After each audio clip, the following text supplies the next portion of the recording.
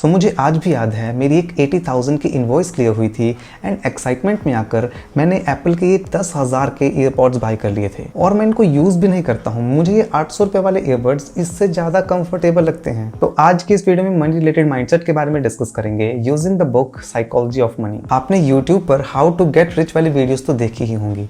सभी एक ही बोरिंग बात कर रहे हैं, यार एफडी मत करवाओ, म्यूचुअल फंड्स में इन्वेस्ट करो और हाँ वो 200 रुपए वाली कॉफी बिल्कुल मत पी लेना। देखो ये एडवाइस गलत नहीं है, बट ये एडवाइस इनकम्प्लीट है। साइकोलॉजी ऑफ मनी बुक में ऑथर कहते हैं कि पैसा कमाना और पैसे को मल्टीप्लाई करना ये मैथ का खेल है ही नहीं, ये आपके साइकोलॉजी का खेल है, ये आपके माइंडसेट का खेल है। Doing well with money has little to do with how smart you are but much to do with how you behave with the money. थोड़ा आपके दिमाग के सॉफ्टवेयर को अपडेट करते हैं and actual psychology of money के बारे में डिस्कस करते हैं। Number 1 is the Ferrari paradox. Imagine करो कि आप एक ट्रैफिक लाइट पर खड़े हो एंड आपके पास एक चमचमाती रेड कलर की फरारी कार आकर खड़ी होती है। आप क्या सोचोगे कि यार ये फरारी में बैठा हुआ इंसान कितना कूल है, मुझे तो इससे दोस्ती कर लेनी चाहिए। आप ये बिल्कुल भी नहीं सोचोगे, आप ड्राइवर को तो इग्नोर ही कर दोगे।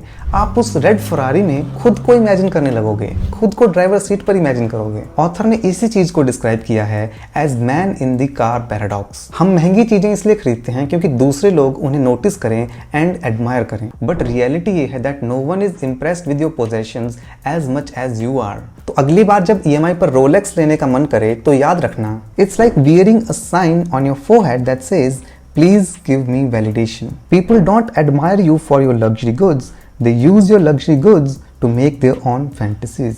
Act number 2 is rational versus reasonable. Financial advisors आपको हमेशा एक ही बात कहेंगे कि आपको रेशनल डिसीजंस लेने चाहिए, बट हम कोई एक्चुअल सीट थोड़ी ना है यार, हम में तो इमोशंस हैं। लेट्स से आपका एक कार लोन चल रहा है 7% पर, वहीं म्यूचुअल फंड्स आपको 10-12% का अच्छा रिटर्न दे रहे हैं।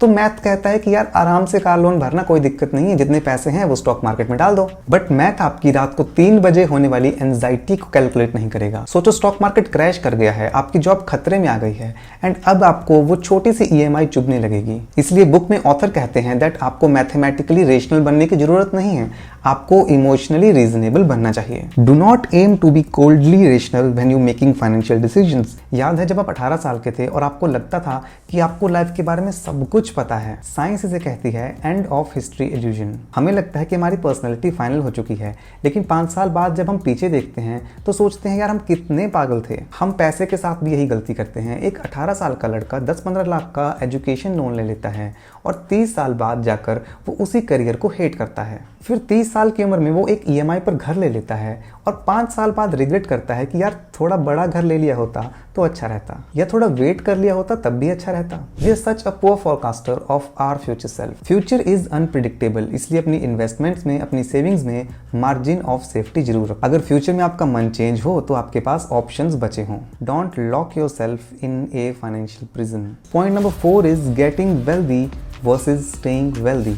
आपको लगता होगा पैसा कमाना और पैसा बचाना एक सेम स्किल है, बट दोनों एक दूसरे के अपोजिट हैं। पैसा कमाने के लिए आपको रिस्क लेना पड़ता है, ऑप्टिमिस्टिक बनना पड़ता है एंड मार्केट में अपना नाम करना पड़ता है लाइक अ रॉक स्टार। और वहीं पैसा बचाकर रखने के लिए आपको एक रॉक स्टार नहीं, आपको एक पैरानॉइड बनना पड़ता है। Getting money required taking risk, being optimistic and putting yourself out there. Keeping money require the opposite of taking risk. Staying wealthy requires fear. ये सोच कर रखना कि जो पैसा आज आपके पास है वो कल को जा भी सकता है। You don't need to be a genius to stay wealthy, you just have to survive long. तो जब मनी के बारे में सोचते हो तो ईगो को साइड में रखो। पॉइंट नंबर 5 है the wealth is not what you सी।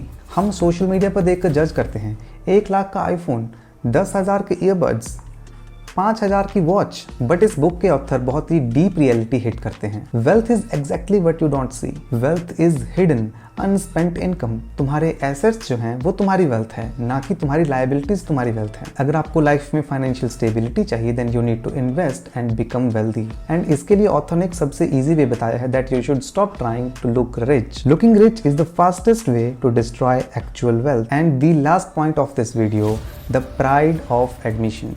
देखो तुम्हें हर चीज़ के लिए एक फीस पे करनी पड़ती है। If you are going to buy this pen, आपको 10 रुपये स्पेंड करने पड़ेंगे। If you want to buy these earpods, आपको 10,000 रुपये स्पेंड करने पड़ेंगे। एंड अगर आपको अपनी वेल्थ इंक्रीज करनी है, लेट्स जस्ट से कंपाउंडिंग के थ्रू, तो आपको एक फीस भरनी पड़ेगी। फीस है वॉलेटिलिटी।